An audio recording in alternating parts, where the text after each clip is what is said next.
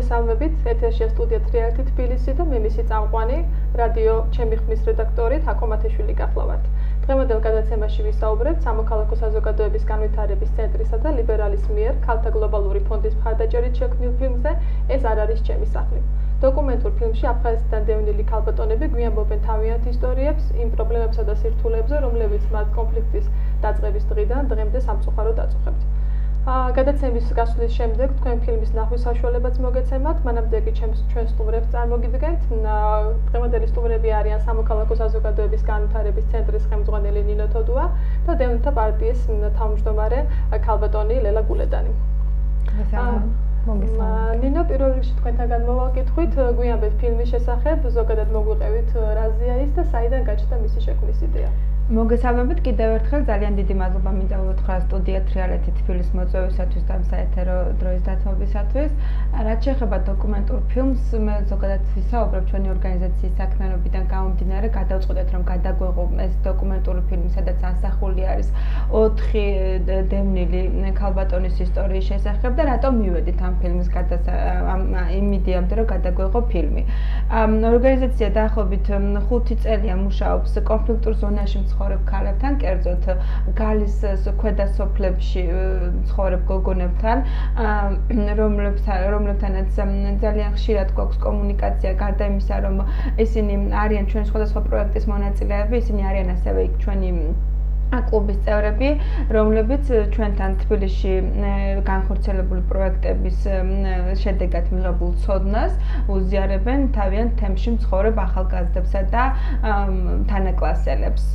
ამ პროექტებს ჩვენ ყოველთვის Helping Hand-თან პარტნიორობით ვახორციელებთ და არაერთი მსგავსი ტრენინგი ჩაგვიტარებია, სადაც ეს გოგონები და ქვედა ზონაში, აფხაზეთის ქვედა ზონაში მცხოვრები გოგონები ჩვენს პროექტებში იღებდნენ მონაწილეობას. ეს ძალიან მნიშვნელოვანი საკითხია, იმიტომ რომ ეს ის ტერიტორია, კერძოდ გალის ტერიტორია ალბათ ქალბატონელას დამეთანხმება, სადაც როგორც არც საქართველოს კანონმდებლობა და საქართველოს მხრიდან აქვთ მხარდაჭერა, ნუ ნაკლებად აქვთ პრინციპში არ მოქმედებს იქ არანაირი საქართველოს კანონები და ასევე აფხაზეთის მხრიდანაც ასე თუ ისე არიან განიყულები ეს ოჯახები, მათ გააჩნიათ ძალიან ბევრი როგორც სოციალური პრობლემები, ასევე ინტეგრაციის კუთხით პრობლემები და ასე შემდეგ. და ფილმს რაც შეეხება, ფილმში ასახული არის 4 გოგონას, 4 ქალის ისტორია, რომელიც შეიძლება განვაზოგადოთ ნებისმიერ იმ დევნილ ოჯახის პრობლემასთან, რაც დღესდღეობით და მოგეხსენებათ 23 წელი გავიდა, მას შემდეგ 2 აფხაზეთის ომი იყო, ორჯერ სამაჩაბლოს სამხრეთ ოსეთის ომი ჰქონდა, მაინც ეს პრობლემები რჩებათ აქტუალური, მაინც აქვთ მათ მთელი რიგი პრობლემები და არის კიდევ გახსნილი ეს თემა, ანუ ღია ჭრილობა ნებისმიერი ქართველისათვის. და სწორედ ამიტომ გადავწყვიტეთ, რომ გადაგვეღო ფილმი, სადაც კიდევ ერთხელ გვეჩვენებია საზოგადოებისთვის თუ რა პრობლემები გააჩნიათ ამ ოჯახებს. დავუკავშირდით ლიბერალს, კერძოდ ზურას და მასთან ზურა ვარდიაშვილს, ლიბერალის მთავარ რედაქტორს, რომელთანაც უშუალო კომუნიკაციით გადავწყვიტეთ და მოვილაპარაკეთ ფილმის სიუჟეტზე და უკვე დავიწყეთ შემდეგ ჩაწერა, რომელსაც მოყვა როგორც სირთულეები, მაგრამ მე ვფიქრობ, რომ ფილმი შედგა, ფილმის პრეზენტაციიდან და მისი უკვე დაინტერესებიდან გამომდინარე მე ძალიან ამაყივა და ძალიან მიხარია, იმიტომ რომ ძალიან ბევრი კომენტარი წამოვიდა ამ ფილმთან დაკავშირებით, ძალიან ბევრი იდეა წამოვიდა უკვე და იმედი მაქვს, რომ კიდევ უფრო ბევრი და ბევრი ადამიანი ნახავს ამ ფილმს და უფრო კარგად შევიგრძნობთ იმ პრობლემას, თუ რაც გააჩნიათ აი ამ დევნილ ოჯახებს. ფილმის გმირები ახსენეთ, რამდენად გაგიჭირდათ მათი მოძებნა და დათანხმება, რომ მიიღოთ მონაწილეობა ფილმში, თუ გავითვალისწინებთ, რომ მათ იქ საუბარი უწევთ მათთვის საკმაოდ პირადულ და მტკივნეულ თემაზე. კი, ძალიან რთული იყო, თაკო მიუხედავად იმისა, რომ როგორც გითხარი, ჩვენც არაერთ გოგონასთან ქონია ურთიერთობა, ირგვლივ რო გავიხედოთ ყველა კორპუსში თითქმის ცხოვრობს დევნილი, მაინც რთული იყო მათი შერჩევა, იმიდან გამომდინარე, რომ უჭირთ საკუთარ პრობლემებზე ხმამაღლა საუბარი ერთი, მეორე რომ არის შიშები. ძალიან ჩვენ იდეა გქონდა რომ ჩაგვეწერა და ძალიან დიდი სურვილი გქონდა რომ თვითონ აფხაზეთშივე მცხოვრები გოგონები ჩაგვეწერა და გადავსულიყავით საზღვრის იქე და იქვე ჩაგვეწერა, თუმცა არ მოხერხდა, იმიტომ რომ შეიკავეს თავი თვითონ გმირებმა და ბევრმა რამდენიმე შუა გზაში უკვე რომ მივდიოდი და თითქმის გადაწყვეტილი იყო ყველაფერი და დადგმული ჰქონდა სცენარი და ლის მიხედვითაც უნდა ჩაგვეწერა ეს ქალბატონი, ბოლოსკენ გვითხრა უარი ორმა მათგანმა, იმიტომ რომ მაინც ეშინიათ მიუხედავად იმისა, რომ საქართველოს მაუწყებლობა იქ ნაკლებად არის, იქ ადგილობრივი და რუსული ტელევიზია მაუწყებლობს, მაინც საშიში არის ამ ქართულ სივრცეში გავრცელებული გადაცემები, ზოგს მუშაობს, ზოგს მეუღლე მუშაობს და ასე შემდეგ. ამიტომ თავს იკავებდნენ. თუმცა ძალიან ბევრი ვიფიქრეთ, შეიძლება ეს ფილმი ძალიან არ არის ესეთი დიდბიუჯეტიანი, მაგრამ მაქსიმალურად ეს 4 ისტორია და მოიცავს 300,000 დევნილის ისტორიას თუ განვაზოგადებთ და აი ამიტომ მაქსიმალურად ვეცადეთ რომ ისეთი გმირები შეგვერჩია რომ განზოგადებული იყო ყველას პრობლემა მოეცვა აი ამ გმირებს. ქალბატონო ლელა, ფილმში მოთხრობილია ერთ-ერთი გმირის, ქალბატონი ხათუნას ისტორია, რომელიც დღემდე, ამდენი წლის შემდეგაც კი ფილმში ჩანს, რომ საკმაოდ გაუსაძლის პირობებში ცხოვრობს თავის მცირეწლოვან შვილთან ერთად. პირველ რიგში მინდა გითხოთ, რატომ ხდება ეს? ჩვენ ყოველ საკმაოდ ხშირად გვესმის იმის შესახებ, რომ სამინისტრო გარკვეულ ნაბიჯებს დგამს მათი პირობების გასაუმჯობესებლად, აკმაყოფილებს დევნილებს ბინებით და ასე შემდეგ. რატომ ხდება, რომ დღემდე საკმაოდ ბევრი ოჯახი ცხოვრობს გაუსაძლის პირობებში? მოგესალმებით და მეც მინდა ამ სტუდიას მადლობა გადავხადო მოწვევისთვის და მივესალმები თრიალეთის მაყურებლებს. სამწუხაროდ დღეს 52,000 ოჯახი ისევ საჭიროებს განსახლებას და დევნილებს სპეციფიური პრობლემები აქვს და რა თქმა უნდა მთავარი პრობლემა რომელიც უქმნის არასრულფასოვნების ასე ვთქვათ კომპლექსს დევნილებს და განცდას ეს არის კერძო საკუთრების არ ქონა. სწორედ ამიტომაც ვერ ხდება ინტეგრირება დევნილების და მუდმივი შიში იმისა რომ ისინი არსებულ კავშირებს სადაც უკვე ადაპტაცია განიცადეს რომ ისევ ამას დაკარგავენ, ანუ მოხდეს ისევ განმეორება და დევნილობის ასე ისევ დევნილობაში ყოფნა. სამწუხაროდ ამის ფინანსური რესურსები არ გააჩნია სამინისტროს, ანუ დევნილთა განსახლება რომ მოხდეს სრულყოფილად და ყველა ოჯახი დაკმაყოფილდეს, ანუ ამას სჭირდება თითქმის ბიუჯეტის ნახევარი და ამის რესურსი სახელმწიფოს არ გააჩნია და სახელმწიფოსთვის დღესაც არ არის პრიორიტეტი დევნილების განსახლება და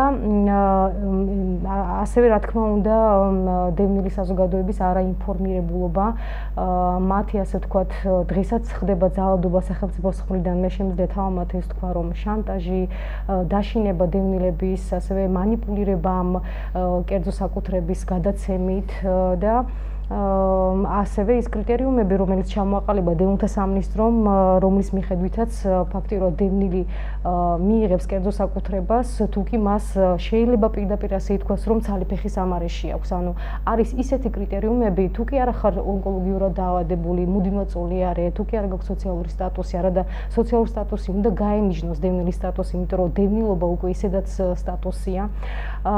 თუკი ჭერი თავზე არ გენგრევა, ომის ვეტერანი თუ არა ყავს, სამი მცირეწლოვანი ბავშვი არ არის საკმარი იმისთვის, რომ ბინა მიიღო, უნდა ყავდეს 3-ზე მეტი და ძალიან ბევრი ისეთი კრიტერიუმი, რომ ფაქტიურად ამ ქულებს დააგროვებს მხოლოდ ძალიან, ასე ვთქვათ, სოციალურად მძიმე ფონი, ვისაც აქვს ისეთი ოჯახები.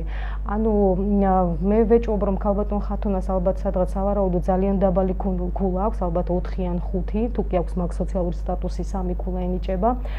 თუკი მარტო ხელა დედა იქაც რამოდენიმე, ასე ვთქვათ, ერთიან და თუკი ნათესავთან ცხოვრობს, კიდევ ერთი შეიძლება დაემატოს და აი ამ ქულათა რაოდენობით ძალიან დიდხანს ვერ მოხდება ეს ოჯახი განსახლების პროცესში.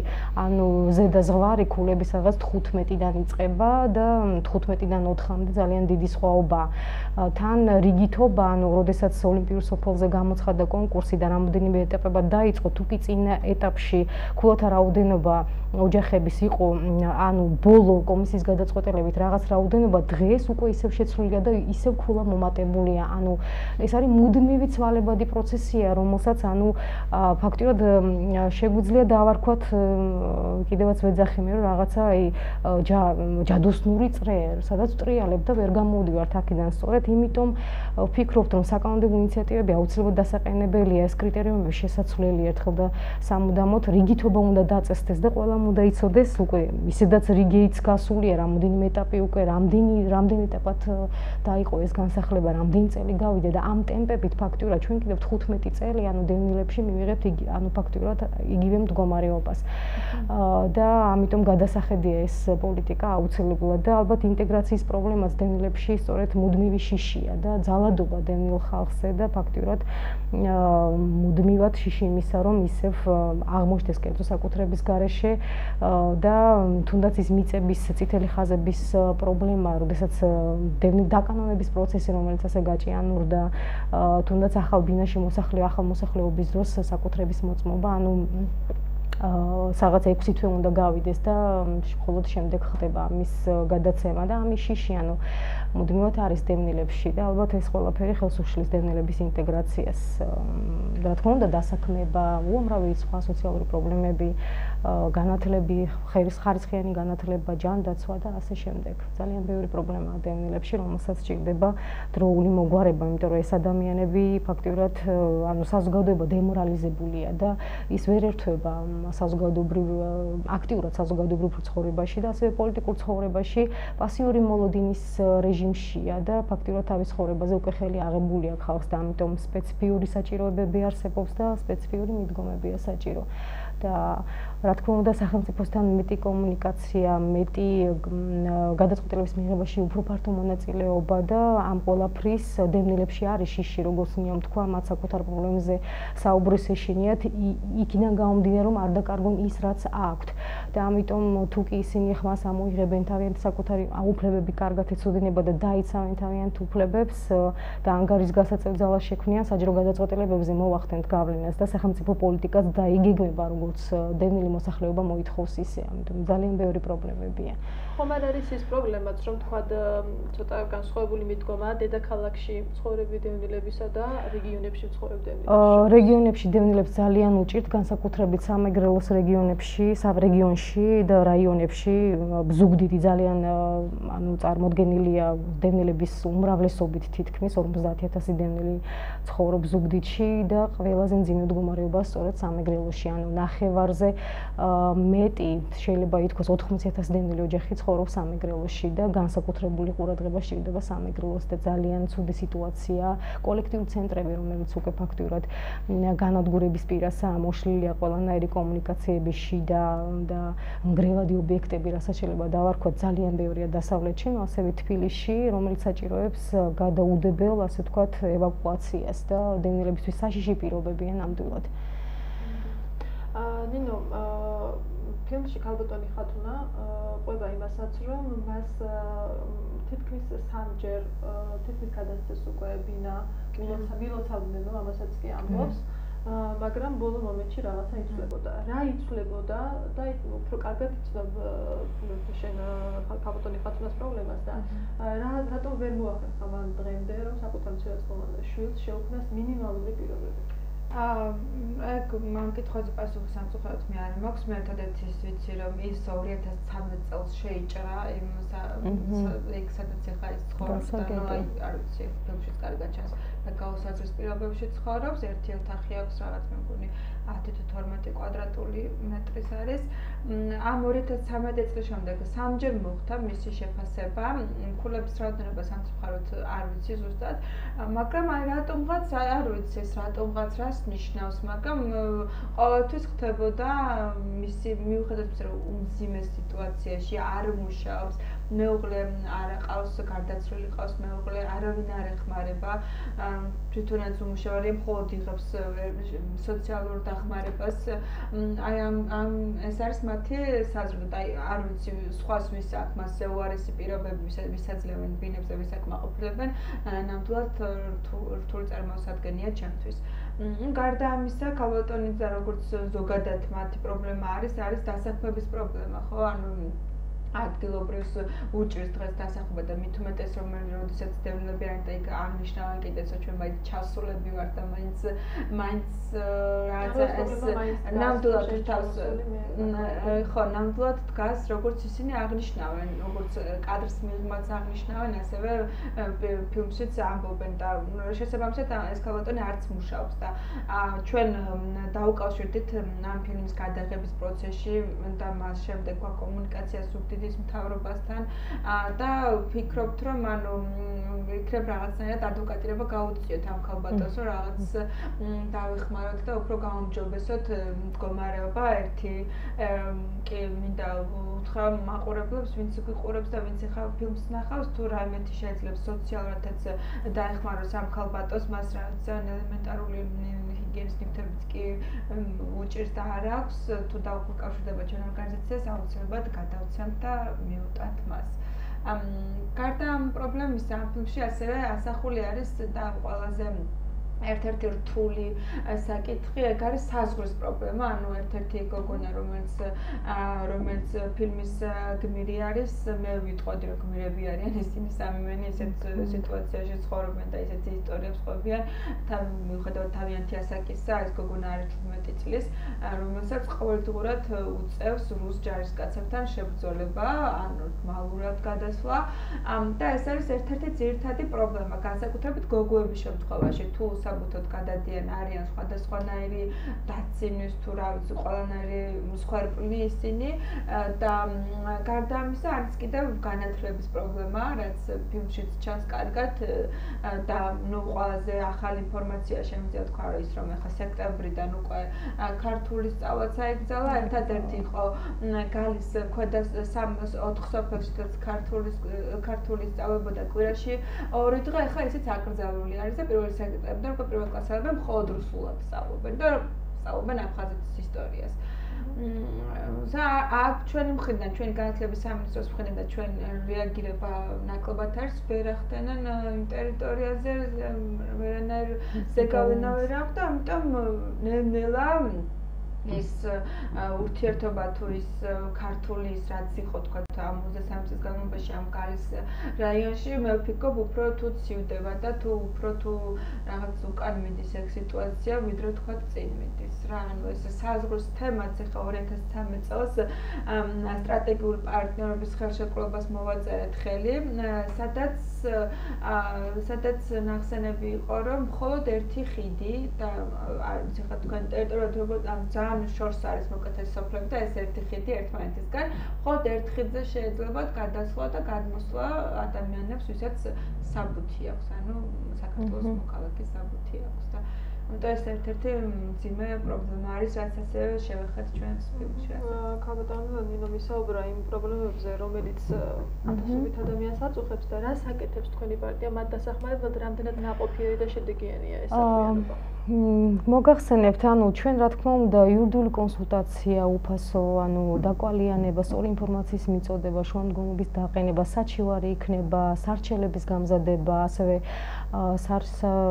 პროცესზე გაყოლა უფასო ადვოკატის მომსახურება, ну აი ეს ყველაფერი ფაქტიურად ჩვენი საქმიანობის სფეროში შედის, ასევე ხელმძღვანელ პირებთან შეხვედრები, დეპარტამენტის ხელმძღვანელებთან, მესაკუთრეებთან ურთიერთობის დალაგება, ძალიან ბევრი, ასე ვთქვათ, კარგი შედეგიც დავდევით, რამდენიმე შუამდგომლობა დაგვიკმაყოფილდა, ბინაც მიიღო ჩვენი შუამდგომლობით, რამდენიმე ოჯახმა ეჯრად შემწეობაზეც იყო თანხმობა და საჩივრების დაგვიკმაყოფილდა, ну იურიდიულად გამართულად, როდესაც შედის დასაბუთებულად წერილი, უკვე ფაქტიურად სამინისტროს სხვა გამოსავალი არ აქვს. ყველაზე მნიშვნელოვანი რაც მინდა ვილაპარაკო ნინომ, როდესაც აღნიშნა ზუგდიდის მთავრობას მიმართებო სამწუხარო დევნილთა შესახებ კანონში მთლიანად ამოღებულია ადგილობრივი თვითმმართველობის როლი დევნილების ინტეგრაციის პროცესში, ანუ მათ კომპეტენციაში არ შედის დევნილებისთვის დახმარება. ანუ ჩვენ დავაყენეთ საკანონმდებლო ინიციატივა, რომ ანუ ადგილობრივ თვითმმართველობას ქონოდა და ანუ აღდგენოდა ის უფლებები, რომელიც ჰქონდა ძველი კანონის მიხედვით და ჩართულიყო დევნილების ინტეგრაციის პროცესში, თუნდაც ერთჯერადი ფულადი დახმარების მიმართულებით, ქირის უზრუნველყოფის მიმართულებით, ასევე თავისუფალი სახელმწიფო შენობების გამოყოფით და სხვა მთელი რიგი, ასე ვთქვათ, კომპეტენციებში გავწერეთ, თუ რა შეიძლება ადგილობრივმა თვითმმართველობამ გააკეთოს და ეს საკანონმდებლო ინიციატივა დავაყენეთ ჩვენ აფხაზეთის უმაღლეს საბჭოში და ძალიან მალე შევა პარლამენტში. ამას გარდა ჩვენ სხვა მოთხოვნებიც დავაყენეთ, ანუ ეს ყველაზე ისეთი მნიშვნელოვანი, ასე ვთქვათ, ჩვენი ნაბიჯი ამ მიმართულებით. ნუ ამას გარდა არის ძალიან ბევრი საკანონმდებლო ხარვეზები და კაზუსული და გაურკვეველი მდგომარეობა და დისკრიმინაციული, სადაც კერძო მესაკუთრის უფლებები უფრო არის დაცული. შეჭრილი ობიექტის თუნდაც ისე ნინო მახსენა, ანუ სტატუსი არ არის განსაზღვრული და რა უნდა გაკეთდეს შეჭრილი ობიექტის მიმართ, თუ რა მიდგომები არის საჭირო. კერძო სექტორის დევნილები უკვე აი ძალიან დიდი ხანია უდგომრებაში არიან და ქირას იხდიან 23 წელიწადია და ნუ ასე შემდეგ თუნდაც იმ 320 ბრძანებაშიც რო შევიდეს ცვლილებები. დიახ, ძალიან დიდი მადლობა ქალბატონებმა, ძალიან დიდი მადლობა ნინო, ძალიან დიდი მადლობა ჩვენ სტუმრებს, ძალიან საინტერესო საუბრისთვის. ახლა კი ჯერ რეკლამა, თრიალეთის ეთერში, შემდეგ კი დაპირებული ფილმი, ეს არ არის ჩემი სახლი.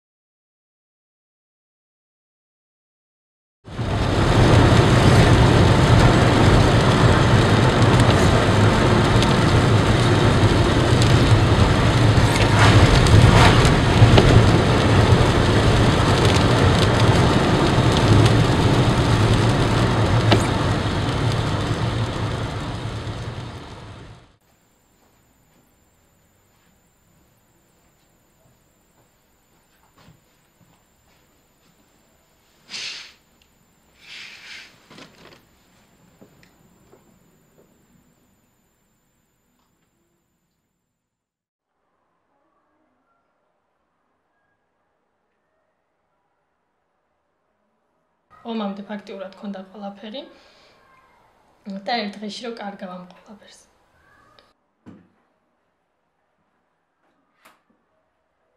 მართლა კარგად ცხოვრობდი, ძალიან კარგად და ყველა ესე ცხოვრობდა იმ პერიოდში აფხაზეთში და ყველამ ესე დაკარგა ყველაფერი და ჩვენ დავკარგეთ მათ შორის ოჯახისებიც. ეს იყო ყველაზე დიდი ტრაგედია ალბათ. მანქანაში დამცვეს ჩემოდნებზე და უკვე ფაბუა ჩემი წამოსვლით ჯერი რო დადგა. არ განმოსცენია სახლის ხუროთსაც თქვა იდგა და იღიმოდა და აი ეს მისის სახე ეს მომღიმარი სახე ჩამჩაგონება აი ყოველთვის როცა ბაბუას ვიხსენ აი ეს კადრი მახსოვს ყოველთვის ჭიშკართა როგორ იდგა და იღიმოდა და მახსოვს ჩემი და გადახტა და ეხვეწებოდა რომ წამოდი მაგრამ დაგვაიმედა ყველა და ვითხრა რომ არაფერი ისეთი არ ხდება ორ დღეში უკან მოგიწევ დაბრუნებო და ისევ ერთად ვიქნებით და მე დაიწყო რაც დაიწყო რომ მთელი გაჭირვებები შიმშილი ხვეწნა გამოდვებით ეხვეწებოდა მამა ჩემი ბაბუა ჩემს უთვლიდა რომ გადმოდი ის არ მოდიოდა და უკვე მე 10-11 დღეს შემოუთვალა ბაბუა ჩემს რომ უნდა წავიდეთ რა უნდა წამოვიდეო მეცო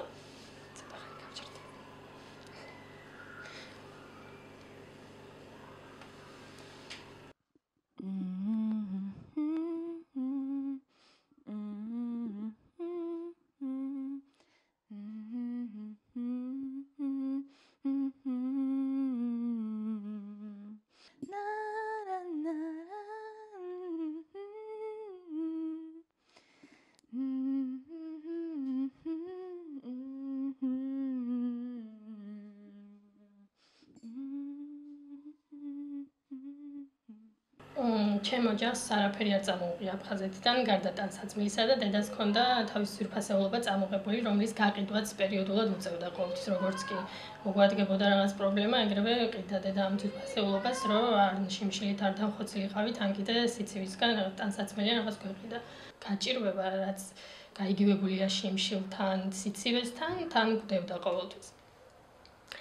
და როდესაც აი ზამთრის მოახლოება იყო, ასე თქვა ოჯახი წევრებისთვის, რა ვიცი, ტრაგედიის ტოლფასი, იმიტომ რომ ზამთარი რომ მოდის, გჭირდება გათბობა, გჭირდება თბილი ტანსაცმელი და ასე შემდეგ, ახალი ტანსაცმელი, თანან ფეხსაცმელი და რაც ჩავაცვათ ბავშვებს და ასე შემდეგ, რავი, უამრავი პრობლემა. და ამის გამო დედაჩემს მოუწია წასვლა რუსეთში სამუშაოდ მამიდა ჩემთან. პრობლემას აი ამ ფულობის პრობლემას მეც ვერ გავიკეთეთ, იმიტომ რომ ქვეყანა იყო ესეთ სიტუაციაში, რომ ვერაფერს ვერ იზამთი უბრალოდ შენს ქვეყანაში ვერაფერს ვერ იზამთი. შიმშილები და პურის რიგებში დგომა მაინც ვერაც და ჩემო ოჯახს მიუხედავად იმისა, რომ ოჯახის წევრები იყვნენ სამუშაო წასულები. ახსოვს ერთხელ სახლში ჰქონდა ძალიან ძველი ბრინჯი და წინა დღის ბრინჯიც ჰქონდა. რაღაც რძეში მოხარშული, უბრალოდ წყალში მოხარშული ბრინჯი რა და აი ამით ასე ვთქვათ, შიმშილის გრძნობას ამით ვიხშობდით. და ბაბუა ჩემი მოვიდა, ნუ გამოვიტანეთ ახლა ეს ბრინჯი და დავუდეთ, რომ უნდა ეჭამოდა რაღაც და ბაბუამ ჭამა ის ძველი ბრინჯი გადასაყრელი, რომელიც აი არ ვიცი. ალბათ შეიძლება უხეშნა თქვა გამიცხ, მაგრამ ცხოველიც ვერ შეჭამდა, ბაბუამ მიირთვა იმის გამო, რომ მე ახლა შედარებით ახალი ბრინჯი მეჭამა და შიმშილით არ მომკვდარიყავი, ასე თქვა. და ნუ რა ვიცი, ესეთი შემთხვევები იყო ძალიან ბევრი. ბევრი იყო ასე ესეთი შემთხვევები, როდესაც ჩემი მეგობრები, უბრალოდ კლასელები მეგობრები ნაკლებად სუბუფეთში დადიოდნენ ხოლმე საჭმელად ფუნთუშასი და მე კიდე ისქის მიშნანი ფუნთუშა რო თვალებს რომ ხუჭავდი და მხოლოდ მაშინ რომ მიდგებოდა თვალზე. და ნუ რავი მე სამი კლასში ვიყავი, ზუსტად მახსოვს, როდესაც აფხაზეთში დავბრუნდი. პირველი 2 წელი დავდიოდი სკოლაში, ჩვეულებრივ ზუგდიდში. და მე სამი კლასში უკვე და იქ აფხაზეთის სკოლაში დავიწყე სწავლი, სადაც დედაჩემმა ქართულის მასწავლებლად დაიწყო მუშაობა, მანამდე სანამ ომი დაიწყებოდა, ქონდა პედაგოგიური გამოცდილება და ასე ვთქვათ, გააგრძელა. 98 წლის მაისის თვე იყო, ესეთი მზიანი დღე რაღაც აი უკვე არ დადეგებისთვის რო ემზადები და რო ემზადები იმისთვის, როგორ გაატარებ ამ ზაფხულს და იმაზე ფიქრში ვიყავი, ქართული საერთოდ არ უსმენდი მასწავლებლად. რაღაცა ფეხის სირბილის ხმა შემომესმა და ნუ ბავშვები კალიდურ თელეფონში დარბოდნენ ხოლმე ჩვეულებრივ და უცებ არ მივაქცია ყურადღება, მაგრამ მე ერთ-ერთი მაღალკლასელი გოგო შემოვარდა, მართლა შემოვარდა კლასში და თითქოს რაღაც ცუდად მენიშნა ეს ყველაფერი და რო თქვა რომ მას ომი დაიწყო, აი იმ წამიდან უკვე ისევ დამეწყო მეც ემოციები, უკვე დავიწყე იმაზე ფიქრი, რა შეიძლება ამ ყველაფერს მოყოლო და ისევ შიმშილი იქნება, ეხა ისევ დავკარგოთ ოჯახის ერთ-ერთი წევრი, ამაზე ფიქრი, ეს ყველაფერი წამის მიასადებში გამეორდა ხოლმე, რაღაც აი ადამიანზე რომ ამბობენ სიკვდილით წინ მთელი ცხოვრება გაურბენს და ესე გამირბინა თითქოს და იმ მომავალმა რაც შეიძლება მომელოდა აი ამ ომის გამო. მე უკვე თბილისში წამოვედით, მე-4 კლასში აქ დავდიოდი სკოლაში. აქაც ასე თუ ისე რაღაც კედლებს შევეჯახე. იმ გაგებით რომ წამომაძახებდნენ ხოლმე რომ ტოლვილი ვიყავი, რომ დევნილი ვიყავი. და რა ვიცი, ძალიან მოქმედება ჩემზე ფსიქოლოგიურად, მაგრამ რადგანაც ეს ყველაფერი უკვე ერთხელ გამოვლილი მქონდა, ასე ვთქვათ, ჩვეული ჭირი იყო ერთგვარი.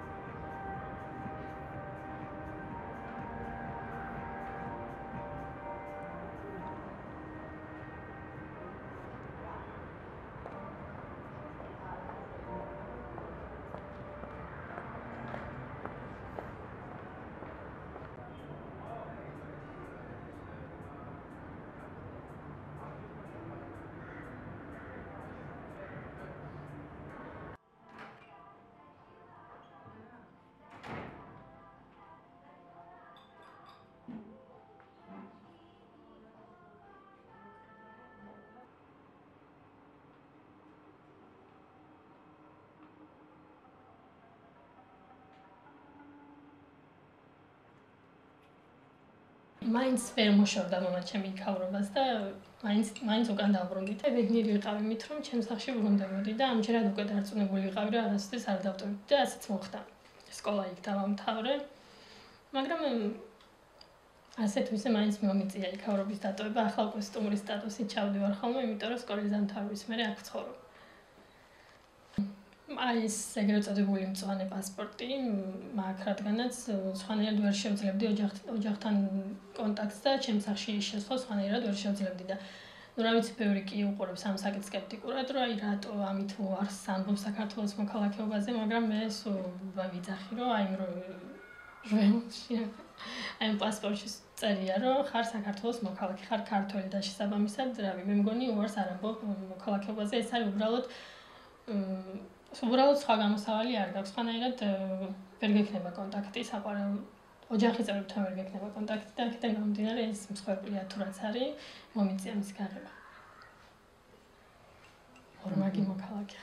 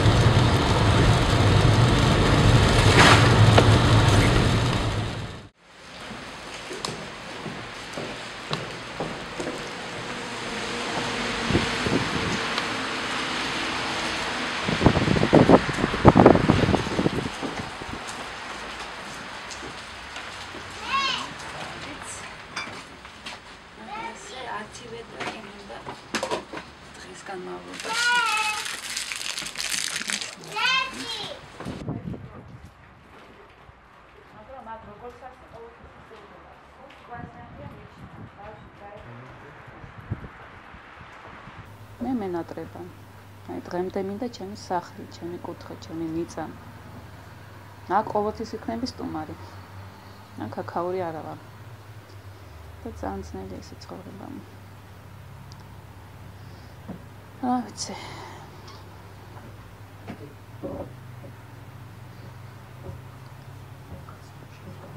მაინც ხედი ვარ, მაინც იქაურები, მაინც აქ მთელი ბაზარი წაიღესო ის აფხაზეთიდან მოსულებიო, გალელებიო და მაინც სულ სხვა დამოკიდებულება.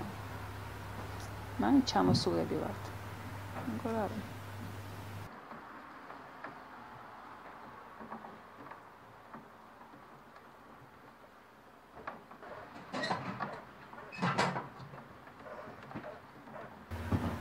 ცხოვრობდი ოჩამჩირის რაიონში, სოფელ კინთხში. ეს იყო ძალიან კარგი სოფელი, იქ ყველაფერი ჰქონდა ჩვენ. თომი რო დაიწყო, მე მიყავ მე-6 კლასში, ჩემი ძმა მე-7-ში. მაშინ სულ პატარები ვიყავით. აი ომი რო დაიწყო ზუსტად იმ მომენტში ვიყავი სოხუმში. მივბოდით ტყვეების ქვეშ, მაგრამ სახლში დარჩენა არ შეიძლებოდა. ერთმანეთს წვავდნენ, ერთმანეთს ჭრიდნენ, რა ვიცი. თავგადაჭრილი გვამები, რა ვიცი რა. აფხაზი, ქართველი აფხაზი ეს იყო. ორივე მხარე. ცოცხალ ადამიანს წვავდნენ. ერთი აფხაზი მეზობელი, პირდაპირ ჩემი მეზობელი ჩაატენეს პაკრიშკებში. ის საბურავები რო არის და ცოცხალი დაასვეს ბენზინი და დაწვეს. აფხაზები მე სამაგიერო და იყო საშინელება მართლა. მე რამ გვამებს ჭამდნენ ღორები. ქუჩაში რო გავედით, მახსოვს დედაჩემი აი ასე იქ ნუყურებო, ეხლა მე რო ცოტა გავიზარდეთ. გითხრეს რომ აი ეს ამბავი იყო. არ მინდოდათ მე რომ დამენახა. აი გვამს ჭამდა ღორი. დენილების პერიოდი როგორ დღემდე გრძელდება, როგორ არა. დამთავრებული არ არის და ეს მგონი დამთავრებელი პროცესია. დაბრუნების უკვე არ მჯერა ეს არა. დაბრუნება არასდროს არ იქნება. მაგრამ დევნილი კიდევ ვარჯერჯერობით. აი ყველას როგორც გითხათ, ყელში გაჩხერილები ვართ, მაგრამ ვართ რა ვქნათ. დევნილები ვართ.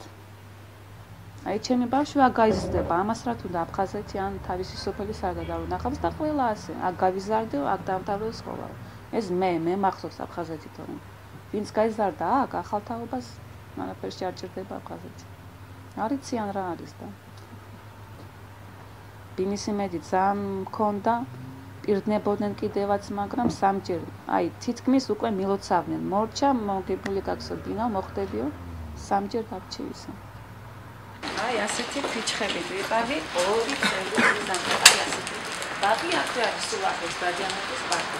დადიოდი, მაგრამ ხშირად ჭრიან ხეებს, აი ახალ მოსახლეობას. მიმაქვს ეს სუნკა სავსე იმები და დაცვა დამაგდებია. რატომ ეხარი ეს პირიქი მასუფალმოყავ და მე შეშეხვალა ის ბრძანება გაქვს ხე დაჭრესო და არც ერთი კიცხეო გაქვს ბრძანება და არ გამიტანა სასე ჩანდა ამიტი გადმონახეს მე არ გამიტანა ანუ ხარი ორი სამხარი და რამერი სამხარი კონტროლ შეშარო დაინახა ბავშვი აი გავხარდა მაგრამ როგორ გავხარდა მატერიალის ამას რა ესმის მაგრამ ფიჩ ხალბა თქვენ წარმოდგენა გეკნება და აი უნდა აქიჯდე და სულ უნდა დავუმატო და დავუმატო შეშაქი მაინც დავუმატებ და ბავშვისთვის არ მეცალა ფიზიკურად ისეთი პერიოდი გადავიტანე აი უცებ აქ რო შევედი წარმოგიდგენ ქმარი გადამეცვალა 40 როგორც კი დამთავრდა შევედი აქ მანამდე ის 40 დღე ვეძებ მიდიოდ ახს მაშინ არ სოციალური უცებ ვინ მომცემდა უცებ პენსიაც არ ქონდა არაფერი და ვიყავით დევნილების იმაზე პასოდია. ანუ 22 ლარი, 22 მე 22 ბავშვს, 44 ლარი წარმოიდგინეთ თვეში. აი ნულიდან რო იწყებ ცხოვრებას არაფერი რო არ გაგაჩნია. აი კინაღამ შევიშალე, მაგრამ ღმერთმა 44 ლარი. აი როდესაც ყველაფერი ერთ ბაშად გინდოდა. აი ცოცხი რო არის, ვედრო რო არის ტაშტი. ой რომ ახსენდება, მაგრამ ღმერთმა მეხედა. ვიყიდიდი ზაფხულს, აი ყველაზე იაფი, ყველაზე აი უარესი, ვიყიდიდი 1 კილო კიტრს და გავყოფდი დღეს ამას შევჭამნახება, სხვა იმას, ასეთი დრო გადავიტანა. აი ეს გახსენება არ მინდა. სასმელი წყალი აქ არა გვაქვს, დადივარ დადიანების პარკთან რო არის ეკლესია, აი იქიდან დაგვაქვს სასმელი წყალი და რამე პირობებია ხედავთ. სველი წერტილები არ არის, არაფერი არ არის. აქ ბავშვი უბრალოდ რო დაიბანო, ეს არის უზარმაზარი შრომა. როგორც კი ჩაქრება ღუმელი, შედის ცივი ჰაერი, მაგრამ საშინელება. ზამთარში აი როდესაც ყინავდა, ბავშვი მეწვა ქუდით. იმიტომ რომ სხვანაირად გაცედებოდა. საშინელებებში ვარ, მაგრამ კიდევ იმედით ვარ, რომ არ ერთ დროს ალბათ მოგწევენ დინას. აიც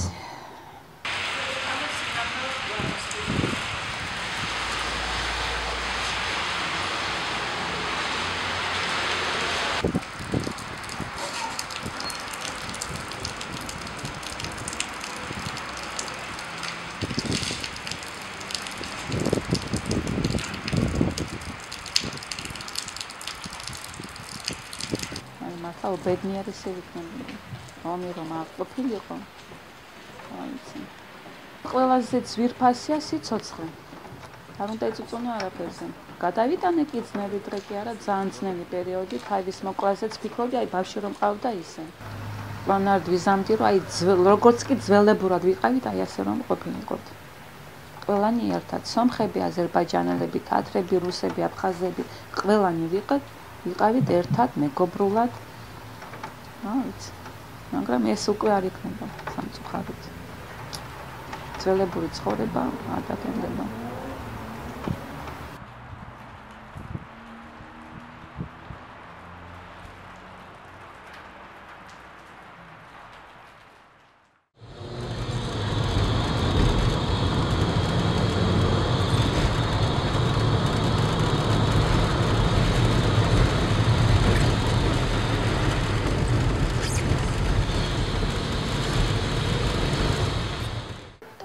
აგვისტოს კარგად მახსოვს რომ ეს დაწყების დღე დილით 11 საათი არ იყო რომ შემოვიდნენ ეს ჩვენი ჯარი მაშინ ეროვნული გვარდია და იმ დღეს არავის არ გვეგონა რომ ეს იქნებოდა დასასრულის დასაწყისი გარკვეული ეტაპის ჩვენი ცხოვრების და გარკვეულად ჩემი ცხოვრების და მე მახსოვს რომ იმ ღამეს როცა უკვე მოგვიწია უკვე ქალაქის დატოვება რა წამეღო არ ვიცოდი რისიც მომეკიდა ხელი არ ვიცოდი და მე მახსოვს რომ ჩემი კონსპექტები რამოდენიმე წიგნი წამოვიღე და დედაჩემმა კი საგზალისთვის აი ვთქვათ კალათაში ჩაალაგა თებშები, ჩანგლები, ცოტა საკვები რომ ყოველს გვეგონა რომ უბრალოდ დავტოვებდით იმ ღამეს ქალაქს და შესაბამისად აუცილებლად მოვბრუნდებოდით. მე მრავალშვილიან ოჯახში ვარ გასდილი.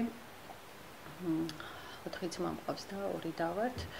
6 შვილი ყავს ჩემ მშობლებს და ეს მრავალრიცხოვანი ოჯახი აღმოჩნდა უკვე აბსოლუტურად ახალი ცხოვრების დაწყების და სირთულეების პირისპირ. გზა მახსოვს ხამე იყო. ესე ხამე იყო ჩვენ ბავშვები მაშინ მამაჩემმა გადმოგვიყვანა მანქანაში ჩაქვსვა და მე მინდა ესეც ძალიან ცუდად მახსოვს ეს მომენტი რომ ინგურის ხიდზე ვერ გადმოვედით მანქანა ვერ გადმოვიდა ისეთი საცობი იყო გადაკეტილი იყო გზა და ჩვენ იძულებული გავხდით რომ ეს მანქანა დაგვეტოვებინა და ფეხით გადავედით ეს ინგურის ხიდი და მახსოვს უკვე რომ შემოვიდნენ უკვე რომ აიღეს ეს გალი რა აიღეს უკვე აფხაზეთი ისინი შეიმობდნენ და ჩვენ უკვე აქეთ ნაპირას ვიდექით და უყურებდით ვიდექით და უბრალოდ უყურებდით როგორ ხარობდნენ და როგორ შეიმობდნენ ისინი იმ ღამეს ღამე იყო აბსოლუტურად ცარიალტარიელი ვიდექით შორიდან მაგრამ იმის იმედი რომ ვერ ვაცნობიერებდით რომ რა მოხდა იმიტომ იმდენად სწრაფად გამithარდა მოვლენები რომ ვერც კი მივხვდით რომ ეს იყო დასასრული. შერეული ოჯახიდან ვარ დედაჩემის მხრიდან აფხაზები არიან, ისინი წარმოშობით აფხაზები არიან, მაგრამ ჩვენ არ გქონდა ესეთი გარემოში არ ვცხოვრობდით, არ ვიზრდებოდით, რომ ეს შენ აფხაზი, შენ მეგრელი, შენ იმერელი, უბრალოდ 99 წელს პირველი შეტაკება რომ მოხდა. მაშინ გავიგეროთ რომ დედა აფხაზი მყოლია და რაღაცნაირად მახსოვს ჩემი და პატარა იყო 5 წლის იყო და მეზობლებთან გადასულა და უთქვამს რომ იცით რომ დედა აფხაზი მყავსო მყოლია და არსად არ თქვათ. ანუ ამის თქმა მინდა, ხას გასმა მინდა, რომ იმდანად უცხო იყო ეს ჩვენთვის პრობლემა არ იდგა, რომ ვინ არის, ვინ საიდან არის, ვინ რომელ ეთნიკურ ჯგუფს წარმოადგენს. უბრალოდ ვიყავით ესე ვცხოვრობდით ერთად, გქონდა ურთიერთობები, მეზობლური ნათესაური, ახლობლური, მეგობრული ურთიერთობები, რომელიც ერთ შენიერ დღეს ყველაფერი დაიმსხვა. მახსოვს რომ პატარა ბავშვით იყო ქალბატონი, რომელიც საკავები დაუმთავრდა და თავის მოკვეთს კი ესადა მან და ეს მომენტი ძალიან მახსოვს რაღაცნაირად ეს სულ ახსენდება ეს მომენტი, რასაც არ მავიწყდება, რომ მე ვერ ხვდებოდი მაშინ ბევრ რამეს, მაგრამ რაც მე რაც ამომტივტივდა, ხვდები რომ ბევრი რამე გამოვიარეთ, თუნდაც იმ ღამის მერე რომ დავტოვეთ ქალაქი. რადიკალურად შეცვალა ყველაფერი. აბსოლუტურად გულნატკენი ვართ, რა თქმა უნდა. რაღაცა დოზით აი მენანება ზოგჯერ ვფიქრობ, ზოგჯერ მახსენდება, რომ რამდენი რამე იქნებოდა სხვანაირად, რამდენი ადამიანის ცხოვრება და ბედი, რომელიც ვთქვათ, უყუღმართი, ვთქვათ, გაიხადა ან გახდა გარკვეული ხომ მდგომარეობიდან გამომდინარე, რამდენი ადამიანის ბედი შეცვალა, ხო, ომმა. ამიტომ მენანება, სულ მენანება და სულ დაკარგული თაობას წარმოვადგენ სასწრაფოს გადაკვეთთან რაც არის დაკავშირებული ფსიქოლოგიურად ჩემთვის ძალიან რთულია. აი, რამდენჯერ ყოფილა რომ მივსულვარ, ხიდამდე მივსულვარ ინგურის ხიდამდე აქეთ ამ მხარეს. ერთ-ორჯერ ყოფილა ესეთი შემთხვევები, მაგრამ იმის იქით უკვე შიშიც არის, ყველაფერი ერთად არის. ყველაფერი, ყველა ემოცია აქ გაქვს მე იქ არეული, იმიტომ რომ ეს წარმოუდგენელია ჩემ. ჯერ არა ვარ მზად. არანაირი მიუხედავად იმისა, რომ მოძრაობენ, ვიცით ჩვენ ახლა ჩვენი ხალხი იქითაც მოძრაობს, აქედან გადმოდიან, მაგრამ ჩემ შემთხვევაში მაინც ვერ გადავლახე. მე არ ვარ მზად ეს ფსიქოლოგიურად ჩემთვის ჯერ კიდევ მტკივნეულია ეს ყველაფერი. და 3 წელია ხომ თბილისში ვართ, რაც უკვე ახლა დაკარგვის მერე. ეს არ არის ჩემი სახლი. აი, განცდა არა მაქვს, რომ აი, ხუროთის ამბრუნდები ქვეყნის გარეთ რო ვარ, ხო, ხშირად მიწევს საქმიანი ვიზიტებიდან გამომდინარე. რომ მოვდივარ, ყოველთვის მიხარია დაბრუნება უკან საქართველოში, მაგრამ ჩემი ფიქრები, ჩემი შეგრძნებები, ჩემი ემოციები მაინც ჩემს ოჯახთან არის დაკავშირებული და არა ვთქვათ იმის, რომ აი სახში მოვდივარ. აი, ყოველთვის ვზივარ ჩემოდანზე, ესეთი შეგრძნება მაქვს. ჯერ კიდევ არა მაქვს სტაბილურობის განცდა, ეს არა მაქვს, რომ რაღაცა ჩემია და გავჩერდი всё, რაღაცნაირად უკვე მოვედი. აი ეს მომენტი არა მაქვს და მე ძალიან მინდა რომ დავბრუნდე სახში და აი იქ რო დავბრუნდები, იქ რო ჩავალ, დავთქავ ჩემოდანს და აი იქ უკვე დავჭდები და ვიტყვი მე მოვედი.